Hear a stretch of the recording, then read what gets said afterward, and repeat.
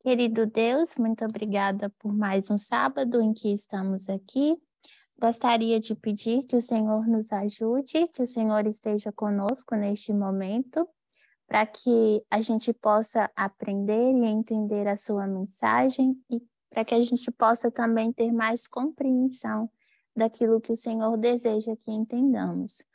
No nome do Senhor Jesus, eu oro e agradeço. Amém. Hoje nós vamos fazer uma revisão ampla sobre um estudo que a anciã Telly, ela tem trazido, né, para a gente. E esse estudo, ele foi traduzido ao espanhol e o Gabriel também, ele passou esse estudo no encontro em São Paulo. E na última Campal também, há alguns finais de semana atrás, nós também, a anciã Telly, ela fez uma revisão sobre esse estudo, né, sobre a marca da besta. E para que a gente possa entender um pouquinho mais sobre como estamos, né, como chegamos a esses entendimentos aqui, nós vamos fazer uma pequena revisão, né, rápida, de alguns ensinamentos, né, do movimento ao longo da história, para que a gente possa compreender um pouco melhor. Então, aqui eu coloquei uma linha. Essa linha ela tem alguns acontecimentos, né, alguns marcos, e nós vamos falar um pouquinho sobre alguns desses marcos. Aqui nós temos o ano de 1996, onde a revista do Fim, né, ela é escrita, e com isso o movimento consegue visualizar que Daniel, capítulo 11, o versículo 40, parte B, ele foi cumprido, né, especificamente no ano de 1989. O próximo seria o decreto dominical, né, nos Estados Unidos, mas a lei dominical, ela não acontece. E com isso, o movimento, né, ele consegue ver o 11 de setembro. O que foi esse marco aqui de 11 de setembro? Alguém se recorda?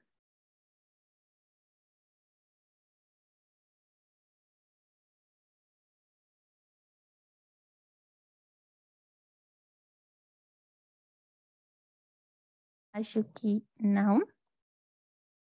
Mas através do 11 de setembro, nós vamos ver também um pouquinho dos estudos que fizemos ao longo do ano de 2001, mas aqui conseguimos estabelecer de que somos a última geração. Depois, o próximo marco, ele seria a lei dominical, mas mais uma vez não acontece.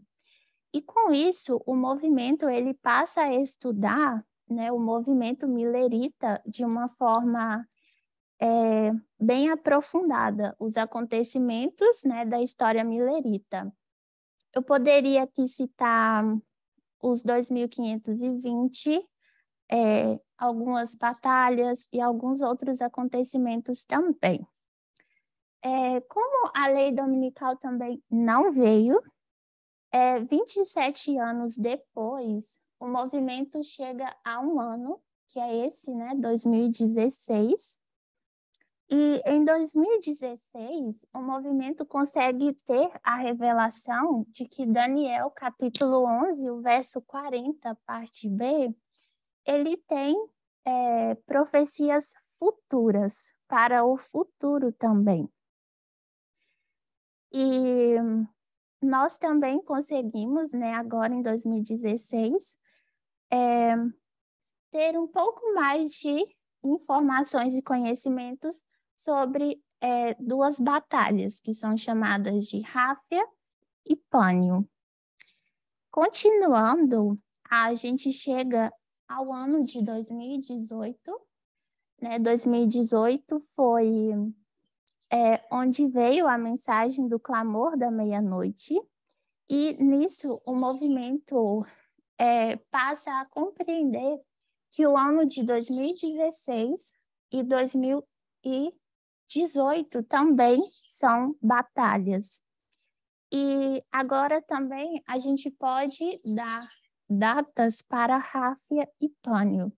Tem estudos, né, que desenvolvem essas linhas de uma forma mais aprofundada. Aqui a gente está fazendo somente uma revisão, mas sabemos que as datas de Ráfia e Pânio agora são 2019 e 2021. Tudo isso, né, a gente conseguiu ao longo desse tempo estudar a história de Pirro, a história da Segunda Guerra Mundial, que nos ensinou sobre duas fontes de informação, nos ensinou também sobre esferas de influência também, que é algo muito importante, né, no nosso tempo. E depois também nós tivemos mais luz sobre a Primeira Guerra Mundial, que nos fez retornar também ao 11 de setembro aqui. E com isso, passamos a estudar a guerra no Iraque, no Golfo. Você lembra algum, Rose Marco? Tudo bem. Não vamos citar todos por causa de tempo, mas se alguém lembre algo e queira falar, podem ficar à vontade. E com isso, a gente entende que o 11 de setembro de 2001 não pode apenas ser o dia 11 do mês de setembro aqui, mas foi uma série de acontecimentos, né, ao longo do ano de 2001 inteiro. E depois, a gente volta um pouquinho para o ano de 2014. Em 2014, foi onde foi aberta a caixa de Pandora. Eu acredito que muitos de nós aqui nos lembremos disso. E também, 2014, ele foi também, com toda essa história que se segue, trouxe uma extensão maior e mais luz sobre a lei dominical. Quando falamos na lei dominical, nós sabemos que os Estados Unidos, né, ele tem um papel importante na lei dominical. Então, a pergunta que os estudos eles têm tentado nos responder, que a gente tem buscado respostas, com o que se parece os Estados Unidos na lei dominical. E por isso nós vamos ler alguns textos do Grande Conflito. Eu acredito que esses textos vão ser compartilhados no chat. Eu gostaria de pedir a alguém que, por favor, lesse. A primeira citação é em Grande Conflito, página 440, parágrafo 2. Alguém pode ler, por favor?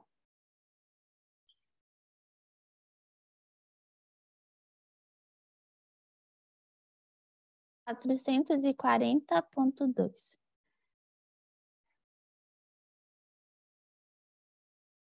Pode. Que nação do Novo Mundo se achava em 1798 ascendendo ao poder, apresentando indícios de força e grandeza e atraindo a atenção do mundo? A aplicação do símbolo não admite dúvidas. Uma nação e apenas uma satisfaz as especificações desta profecia. Esta aponta insofismavelmente para os Estados Unidos da América do Norte. Reiteradas vezes, ao descreverem a origem e o crescimento desta nação, oradores e escritores têm emitido inconscientemente o mesmo pensamento e quase que empregado as mesmas palavras do escritor sagrado. A besta foi vista a subir da terra. E, segundo os tradutores, a palavra aqui traduzida subir significa literalmente crescer ou brotar como uma planta. E como vimos, a nação deveria surgir em território previamente desocupado. Escritor preeminente descrevendo a origem dos Estados Unidos, fala do mistério de sua procedência do nada. o novo mundo comparado com o velho, de Townsend, e diz, semelhando a semente silenciosa, desenvolvemo-nos em império. Um jornal europeu, em 1850, referiu-se aos Estados Unidos como um império maravilhoso que estava emergindo e, no silêncio da terra, aumentando diariamente seu poder e orgulho. The Dublinatian, Eduardo Everett, em discurso sobre os peregrinos fundadores desta nação, disse: procuraram um local afastado, inofensivo por sua obscuridade e seguro pela distância, onde a pequenina igreja de Leiden pudesse gozar de liberdade de consciência? Eis as imensas regiões sobre as quais, em conquista pacífica, implantaram os estandartes da cruz. Discurso pronunciado em Plymouth, Mass, em 22 de dezembro de 1824. Obrigada, Rose. Então, aqui, o que nós podemos ver com esse texto? Aqui, a Ellen White, ela descreve, né, uma nação. Só ver aqui a citação. Ela começa fazendo uma pergunta, né? Que nação do Novo Mundo se achava em 1798 ascendendo ao poder, apresentando indícios de força e grandeza e atraindo a atenção do mundo. E ela mesma responde essa pergunta dizendo que essa nação se refere aos Estados Unidos da América do Norte. Então, ao longo desse parágrafo que lemos, nós vemos que os Estados Unidos, né, ele é descrito como uma das bestas de Apocalipse 13. Eu gostaria também que lêssemos Grande Conflito 441, o parágrafo 1. Alguém pode ler, por favor?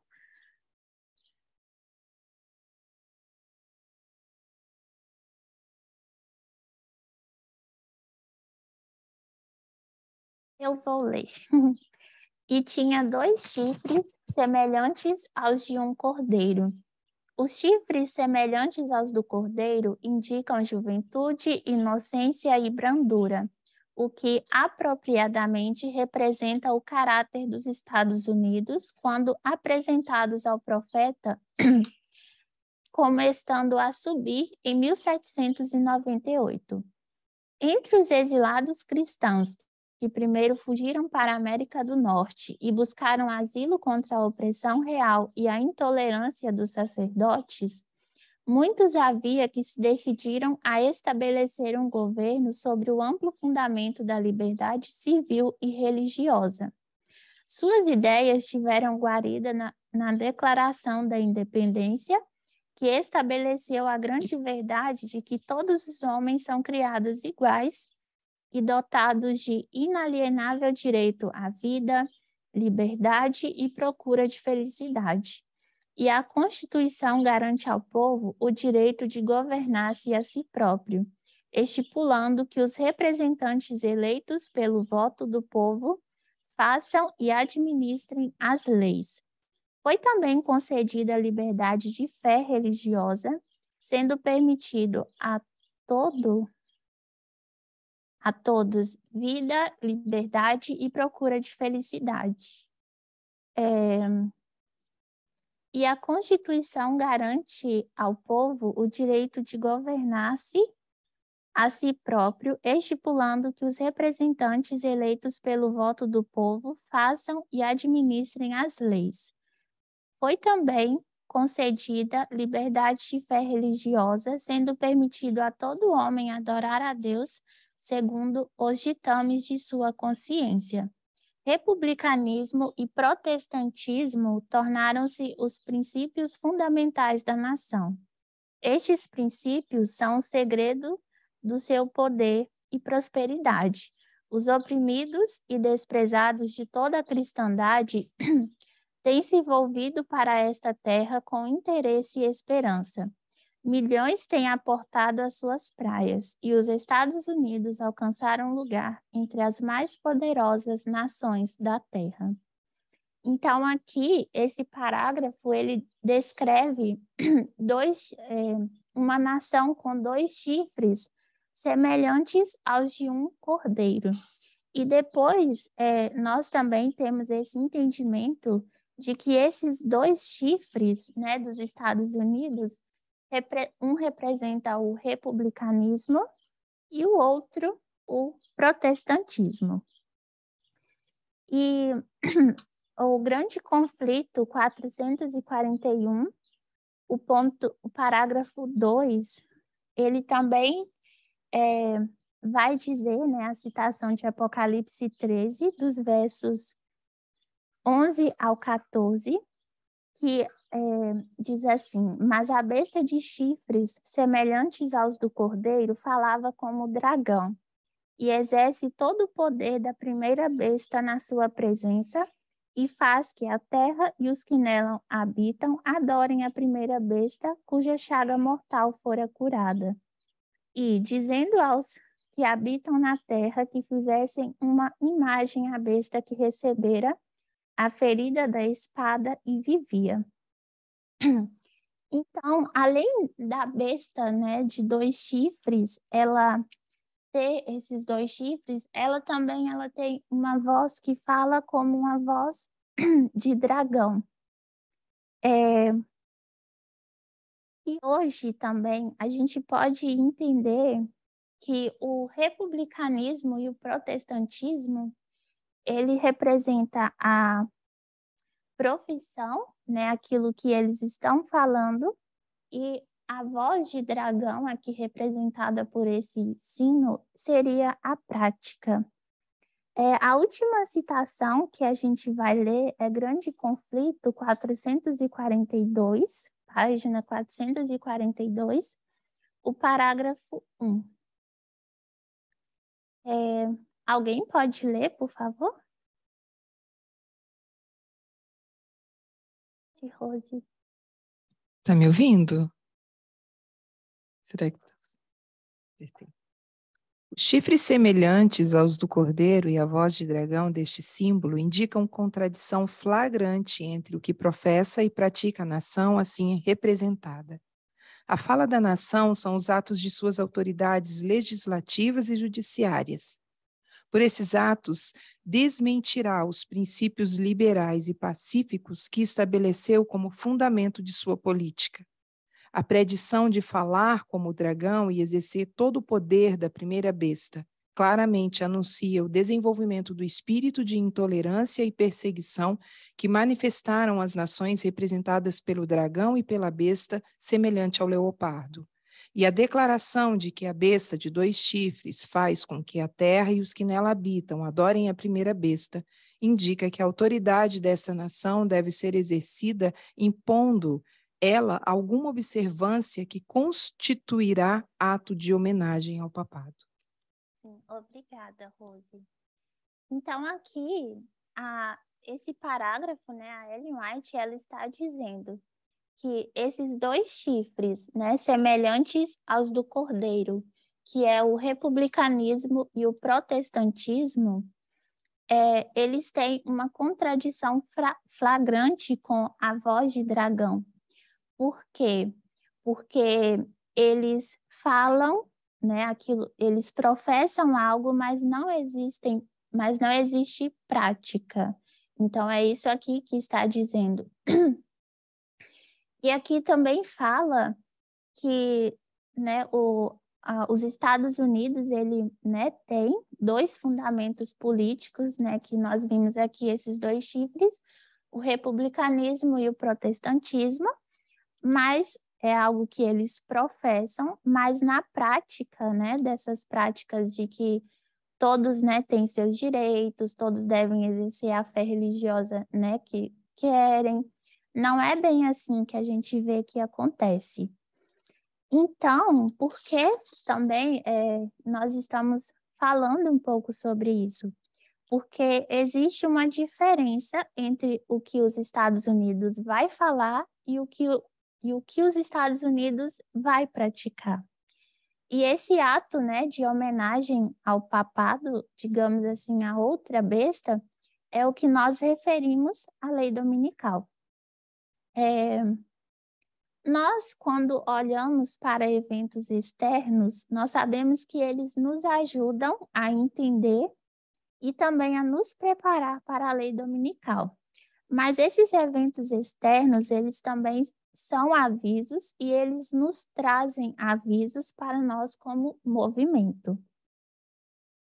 Então, como é essa questão de olhar para os Estados Unidos, que ele apenas professa, mas não pratica, pode ser aplicado a nós também como movimento? Olhamos para o nosso entendimento, né, do que é a marca da besta e do que é o selo de Deus. Nós sabemos que essas duas coisas, a marca da besta e o selo de Deus, são as duas únicas opções para nós, né, seres humanos. E onde nós recebemos essa marca ou esse selo de Deus? Marca e selo, né, são a mesma coisa. Onde nós recebemos essa marca ou esse selo? Alguém poderia responder?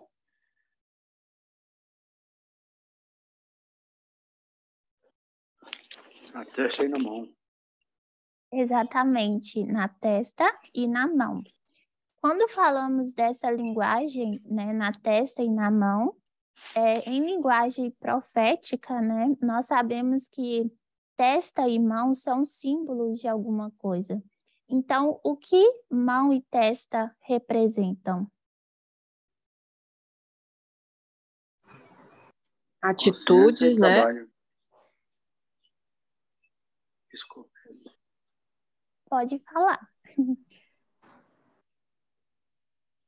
Eu entendi atitudes. Atitude seria a mão? E testa é consciência, né? É o que a gente decide dia a dia, é o lobo frontal, né? Tá lá. As nossas atitudes, o que é o que a gente leva a sério na vida, em linguagem bem simples, né? Consciência e o trabalho. Sim. Mentalidade e trabalho também a Noelle colocou.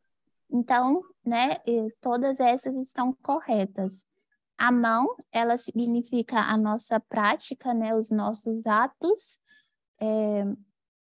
e testa, né, o conhecimento, a nossa profissão, a nossa fé. E é o que também é um ponto importante para nós. Se a nossa prática, né, ou os nossos atos, eles não consistem, se eles não consistirem e eles não forem coerentes com aquilo que professamos, nós também corremos o risco de receber a marca da besta e não o selo de Deus. Então, se nós fizermos uma comparação, os Estados Unidos, ele não para de falar, ele não para de professar, mas algo que ele é achado em falta é que ele não pratica aquilo em que ele está falando. E isso também pode ser aplicado, né, diretamente a nós. Se só professamos algo e não praticamos, isso também nos levará a aceitar a marca da besta. Então, nós vamos explorar um pouquinho mais sobre essa questão de profissão e prática, mas agora olhando um pouco sobre o modelo de agricultura, que nós temos conhecimento. Aqui, eu coloquei a linha maior. Aqui nós temos o ano de 1989, é chegada a mensagem do primeiro anjo, e o primeiro anjo, ele traz a mensagem de que, olha, está vindo uma colheita aí e vocês não estão preparados.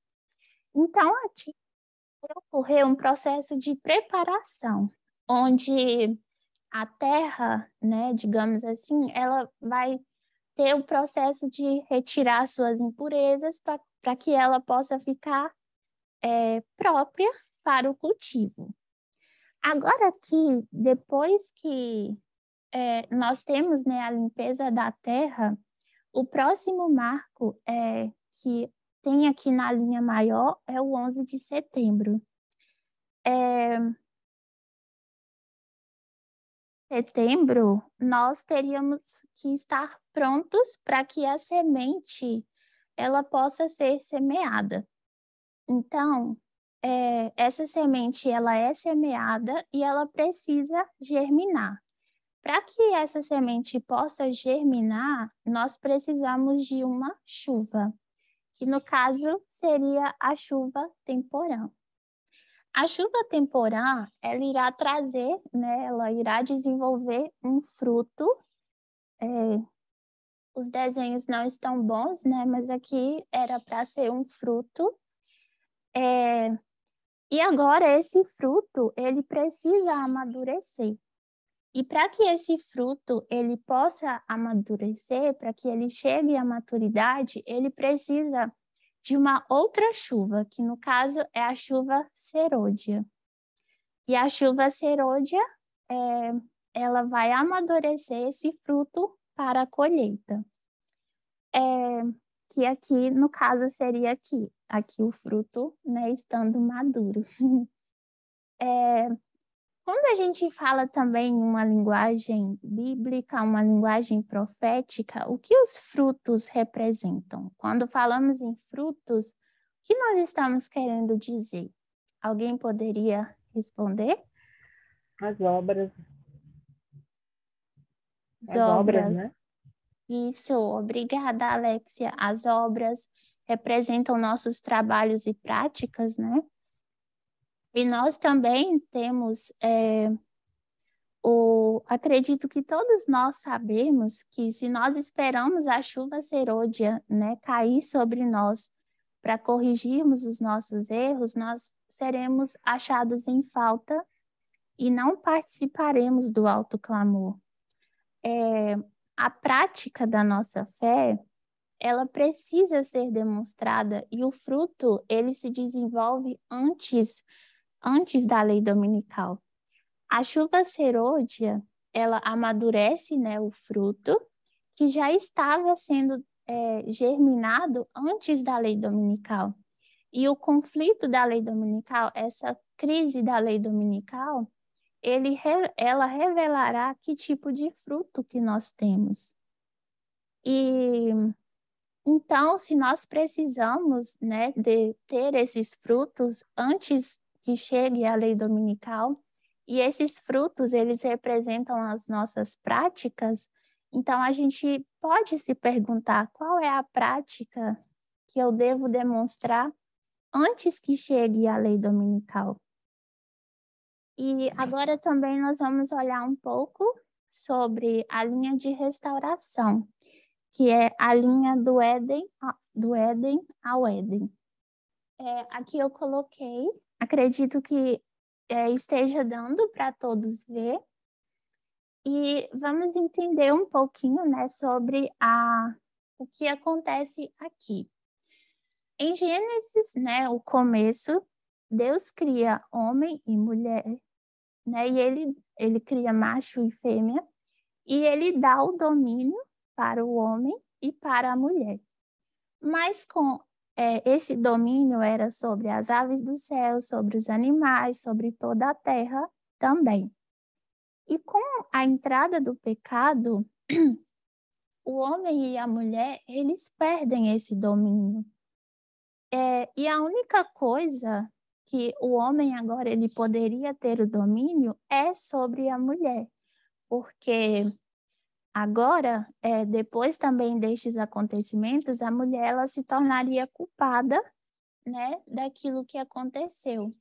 Então, por isso que dizemos também que conhecemos a frase que o ceticismo é a forma mais antiga, mais profunda e fundamental de discriminação, porque o que poderia ter sido uma bênção, né, para o homem e para a mulher, se tornou uma das relações mais abusivas e desiguais possíveis de existir na Terra. Então, aqui nós temos, né, o marco do ceticismo aqui, e depois em Gênesis 4, nós temos a história de Caim né? E o que aconteceu com Caim? Abel e Caim iriam levar uma oferta de adoração para Deus, e Deus ele tinha dito qual, né, era a oferta que ele queria, e Abel ele levou a oferta assim como Deus pediu, e Caim ele levou a oferta de acordo com o que ele mesmo achou que estava correto, que estava certo.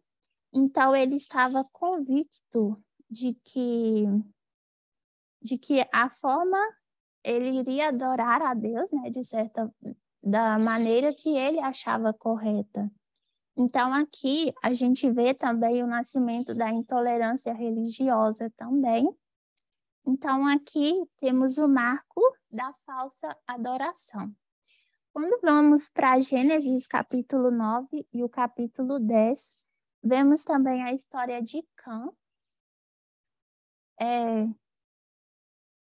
Não sei se alguém poderia dizer um pouquinho sobre o que aconteceu com Cã e o que resultou dele. Alguém poderia, por favor?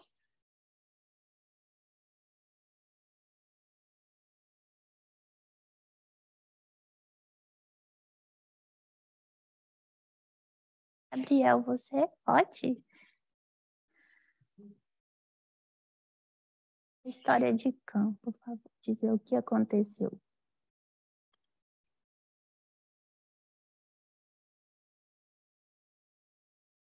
Pecado do sexismo? A Kathy McCraw fez um estudo explicando que consistia o pecado de fato, né? Que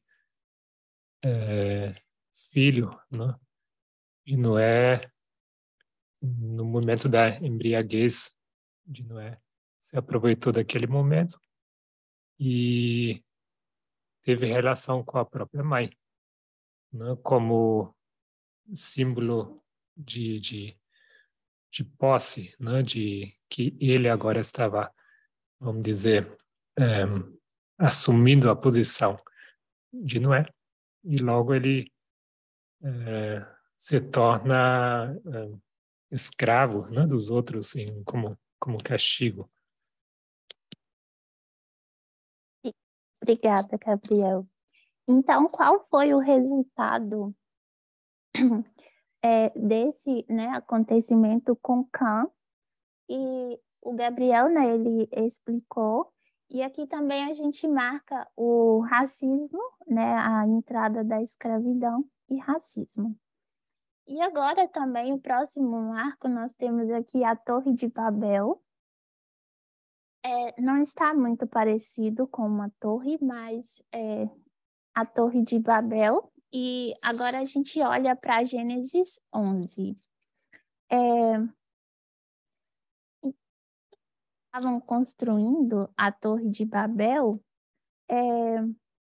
nós sabemos, né, que elas estavam construindo uma torre muito alta, mas essa torre não era um templo, não era uma igreja, porque as pessoas, né, os construtores, eles não acreditavam em Deus. E as pessoas que estavam ali, que conheciam sobre o nome de Deus, não gostavam dele. E o que podemos ver também, que os ídolos, né, que eles estavam tentando representar ali naquela torre, representam a própria adoração e sabedoria, a glória humana, né, o poder humano. Então, os construtores, eles adoravam a eles próprios. E Deus, ele olha, né, para aquela situação e ele precisa intervir, porque senão nada, né, pararia mais aqueles construtores. E Deus, ele vai e ele intervém confundindo a língua deles. Hoje também nós temos o entendimento de que língua e cultura é algo intimamente relacionado. elas são, né, semelhantes e uma influencia diretamente a outra. Então, elas não podem ser inseparáveis também, né? Porque a linguagem, ela codifica a cultura e a forma como tradições, a forma como os costumes e a cultura pode ser passada de geração em geração. Então, todas as pessoas que foram espalhadas, né, ali Deus espalhou todas essas pessoas, elas levaram com elas duas coisas, a linguagem e a cultura. Apesar de que a linguagem, né, que elas levaram era diferentes, a cultura, né, todos eles tinham algumas coisas na cultura, que é, né, essas coisas, o sexismo, a falsa adoração e o racismo. E também nós sabemos que não foram todas as pessoas que foram dispersadas, então algumas pessoas ficaram também, né, em Babilônia, e elas, né, começaram a fazer com que Babilônia ascendesse também a se tornar uma grande nação. E eles também começaram a professar a cristandade que eles tinham. Mas, por trás dessa profissão que eles faziam, né, que diziam ser cristãos, né, aquela adoração que eles professavam, não consistiam com a prática, porque na prática deles, com os atos deles, existia também sexismo, falsa adoração e racismo. Então, por isso, é muito importante nós termos profissão e prática alinhados juntos. Sabemos que a história se repete, né? Também sabemos sobre isso. E hoje, o que é muito importante para nós? É muito importante que quando a gente fale, por exemplo, de igualdade, eu aceito a igualdade, eu aceito que todos, né, devem ter os mesmos direitos, mas na prática, nos nossos atos, nós estamos vivendo de fato a igualdade, estamos sendo iguais e levando, né, isso para as outras pessoas. Precisamos pensar sobre isso também e tentar alinhar essa questão do que a gente professa, daquilo que é a base da nossa fé, com a nossa prática, né, na nossa vida. Nós vamos ler agora uma história do livro de Mateus, capítulo 15, os versos de 1 ao 20. É um texto grande e eu gostaria de pedir, por favor, se alguém poderia ler. Eu estou vendo aqui Gisele e Renildo. Será que vocês poderiam ler, por favor? Mateus, capítulo 15, versículos de... Tá. Mateus, Do 1 ao 20.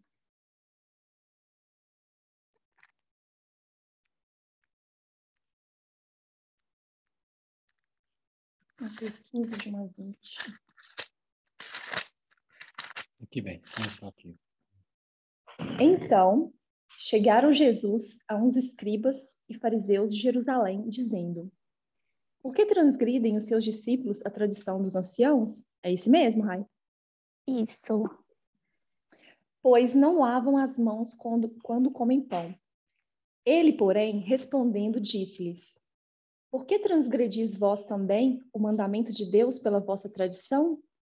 Porque Deus ordenou, dizendo: Honra a teu pai e a tua mãe. E quem maldisser ao pai ou à mãe, certamente morrerá. Mas vós dizeis: Qualquer que disser ao pai ou à mãe, é oferta ao Senhor o que poderia aproveitar de mim. Esse não precisa honrar nem a seu pai, nem a sua mãe. E assim, invalidastes pela vossa tradição o mandamento de Deus. Hipócritas, bem profetizou Isaías a vosso respeito, dizendo: Este povo se aproxima de mim com a sua boca e me honra com os seus lábios, mas o seu coração está longe de mim. mas em vão me adoram, ensinando doutrinas que são preceitos de homens. E, chamando a si a multidão, disse-lhes: ouvi e entendei. O que contamina o homem não é o que entra na boca, mas o que sai da boca. Isso é o que contamina o homem. Até que verso, Raio? 20. É o 20. Ah, beleza. Então, acercando-se dele os seus discípulos, disseram-lhe: sabes que os fariseus, ouvindo essas palavras, se escandalizaram? Ele, porém, respondendo, disse: toda planta que meu Pai Celestial não plantou será arrancada. Deixai-os, são cegos condutores de cegos. Ora, se um cego guiar outro cego, ambos cairão na cova. E Pedro, respondendo, disse-lhes: explica-nos essa parábola. Jesus, porém, disse: até vós mesmos estáis ainda sem entender? Ainda não compreendeis que tudo que entra pela boca desce para o ventre e é lançado fora no esgoto? Mas o que sai da boca procede do coração, e isso contamina o homem, porque do coração procedem os maus pensamentos, mortes, adultérios, fornicação, furtos, falsos testemunhos e blasfêmias. São estas coisas que contaminam o homem, mas comer sem lavar as mãos, isso não contamina o homem. Obrigada, Gi. Então, olhando para esse, princípio de profissão alinhado à prática, nós podemos explorar, um pouquinho sobre esse acontecimento entre Jesus e esses fariseus. E vamos começar explorando isso um pouquinho. Então vieram, alguns escribas e fariseus até Jesus, e eles perguntaram por que os discípulos estavam transgredindo, a tradição dos anciãos, porque eles não comiam, porque eles não lavavam as mãos quando iam comer. E com isso, Jesus ele responde a eles com uma outra pergunta, dizendo por que eles estavam transgredindo o mandamento de Deus por causa da tradição. Então, hoje, para nós, isso também poderia, por exemplo, poderíamos dizer por que estamos nós também transgredindo o mandamento de Deus por causa da nossa cultura? O que vocês acham?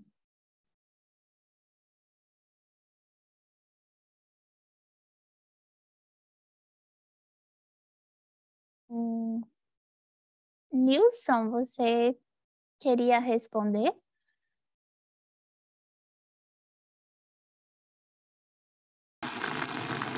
Sim, Rayana. Eu acho que sim também, porque agora nós estudamos aí sobre o sexismo, né? A gente está muito arraigado com essas coisas, muitas das vezes, né? A gente nem faz aquilo ali, mas porém nós estamos transgredindo algo que nós aprendemos, né? O movimento está ensinando nós sobre o sexismo, a tradição, a cultura, e talvez a gente sabe daquilo está caindo em contradição, né? Eu acho que sim também. Obrigada. Os fariseus, eles não se davam conta de que eles estavam invalidando a palavra de Deus por causa da tradição, por causa daqueles costumes que eles seguiam, ao pé, digamos assim, ao pé da letra, mas eles acabavam invalidando a palavra de Deus. Por quê? Porque eles professavam, de certa forma, com a fé, eles diziam que estavam seguindo, os mandamentos de Deus, mas na prática não eram assim. Tanto que o versículo 8, diz: este povo honra-me com os lábios, mas o seu coração está longe de mim. Então, eles estavam, apenas professando, mas a prática não consistia com aquilo em que eles acreditavam que era a base de fé deles. Então, nós também precisamos ter cuidado com isso. Eles preferiam, uma falsa adoração ensinando também doutrinas e preceitos, né, que eram de homens.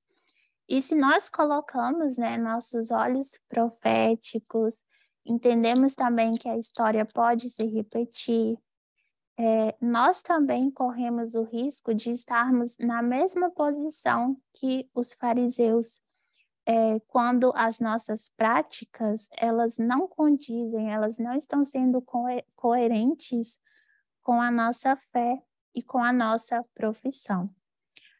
Alguém quer fazer algum comentário sobre isso?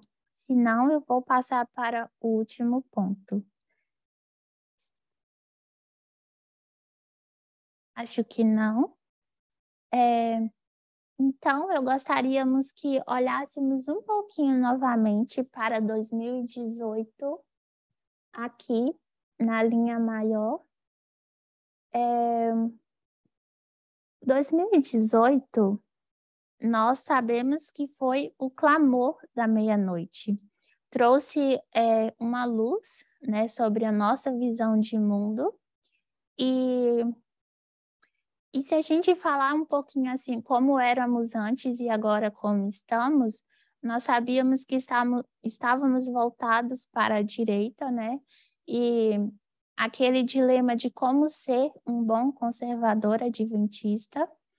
E quando estávamos, né, a caminho da esquerda, seguindo a luz, né, do clamor da meia-noite, nós tivemos uma mudança progressista na nossa visão de mundo e também na nossa visão de mundo político. E 2018 também, ele deu uma voz para as mulheres, ele trouxe uma ampliação do que é igualdade. E sabemos que igualdade, ele é um campo bem amplo. A nossa profissão, a nossa fé, né, aquilo em que a gente acredita, por exemplo, na igualdade, precisa estar de acordo com a nossa prática, precisa estar de acordo com os nossos atos, como nós estamos também vivendo a nossa vida. Se as nossas práticas, se os nossos atos estão vindo de um patriarcado conservador, por exemplo, nós não podemos dizer que recebemos e aceitamos a mensagem do clamor da meia-noite, porque essa aceitação, né, e esse recebimento da mensagem do clamor da meia-noite, ela só pode ser vista quando não pode haver, né, essa aceitação se não há uma mudança no nosso comportamento. Então, assim como, né, foi com os fariseus, nós podemos estar nos estudos, estar nas mesmas salas de Zoom aos sábados, nós podemos estar dizendo que estamos com o movimento, seguindo a mensagem, aceitando a igualdade, mas estarmos apenas professando isso e não vivendo, não praticando isso. Alguém quer fazer algum comentário? Acho que não. Eu gostaria, para a gente finalizar, gostaria de encorajar vocês a revisar os estudos. Na última Campal que tivemos, a anciã Terry e o ancião Parminder também, eles, né, terminam os estudos dizendo para que a gente revise os nossos, né, estudos 2018, 2019, 2020, 2021 até aqui, para que essas coisas possam ficar bem assim, né, com a gente, para que a gente possa ter essas coisas firmes e convictas em nossas vidas. E eu também vou citar aqui, vou usar uma pequena parábola de uma plantinha. Muitas pessoas gostam, né, de plantinhas e a gente precisa cuidar das nossas plantas. E um dos cuidados que temos que ter com as plantas é regar elas. quando nós regamos uma plantinha, a água que eu coloco, né, no vasinho ou nela, se eu quiser tirar a água que eu coloquei, não vai ter como eu extrair toda essa água.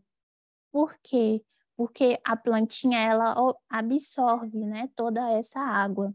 Então, assim também deve ser com a gente. A gente precisa absorver a mensagem para que quando chegarmos, né, a esse marco aqui, que é o marco, né, que tanto esperamos, que tanto tentamos entender, nós não sejamos achados em falta.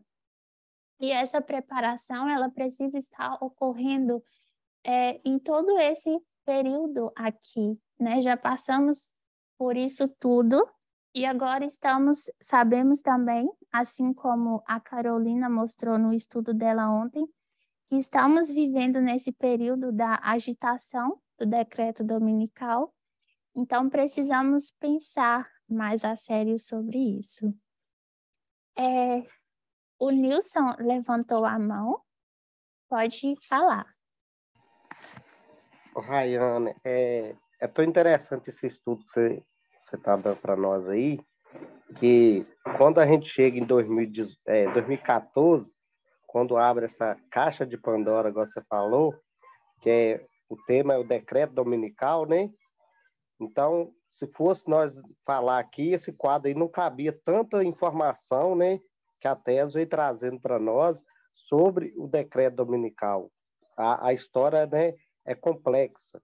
Então, né, agora você está falando desse estudo, foi tão bom que isso aí leva para nós a esse decreto dominical, essa agitação que está acontecendo, né, antes do decreto dominical. É muito importante a gente saber disso, né, porque é uma história complexa, né, que nós estudou, né. Ontem a Carolina falou muito sobre isso para nós, alertando nós de novo sobre essa história, como ela, né, era simples, mas ela se tornou complexa. E nós temos que entender, nós temos que estudar.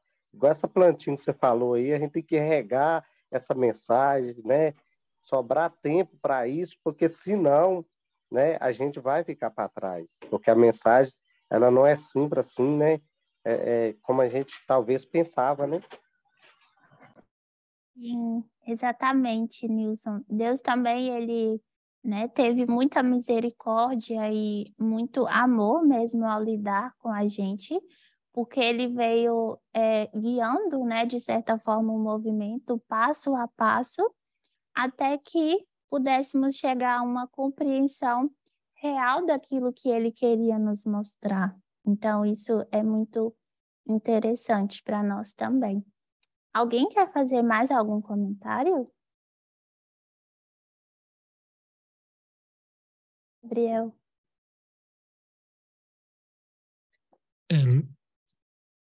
Sobre a questão de quando a gente precisa manifestar esse fruto, né? A gente mora aqui na escola e a gente observa já há meses as mangas estão lá no pé, verdes, pequenininhas, mas estão crescendo, cada vez maiores. Então, esse fruto não aparece de um dia para o outro. Precisa de um processo que ele realmente chega até o ponto de ser pronto para ser colhido, né? Inclusive, vai chegar um tempo e vai ter alguns que vão estar prontos, outros vão cair antes, né? Precisa de chuva no tempo certo. Então, essa ilustração, ela é muito completa em muitos aspectos, o modelo da agricultura, né? Porque pode ser, talvez, questionar ou perguntar, né, como que essa questão do fruto, né, em que momento ele precisa aparecer, né, a nossa prática é só no decreto dominical, mas não, é todo um processo de crescimento, né? Ele não pode ser produzido de um momento a outro. Então, quando a crise em si chegar, tarde, né? Já precisamos ter desenvolvido, né, o nosso caráter e precisamos já demonstrar frutos, né? Uhum. Obrigada, Gabriel. Mais algum comentário? Sim, Renilde, pode falar. Então, aproveitando, né, o que você já falou e o Gabriel também, eu gosto sempre de lembrar que a Ancien Thèse trouxe para a gente uma apresentação em que ela dizia que depende muito da prioridade que a gente dá para este movimento. O quão nós estamos assumindo o nosso papel. Que por mais que nós pensemos, eu quero estar muito preparado, ou muito preparada para poder fazer tal coisa. Como pessoa, eu quero estar num ponto X para poder começar a me colocar à disposição para isso ou para aquilo. E realmente, como também a gente já teve um estudo com a Mayla, esse processo, né, esse aprendizado no processo, como também o Gabriel falou aí, que o fruto não aparece de um momento para outro, esse processo é muito importante. Então, a gente tem que começar mesmo sem achar que está preparado, a gente tem que priorizar o tempo para os estudos, para olhar esses artigos, para estudar os artigos, para estudar tudo que já passou. É muito importante, é muito importante. Depende de nós priorizarmos.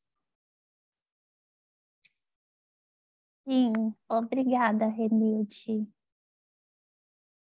Acho que não temos mais nenhum comentário, então podemos encerrar com uma oração.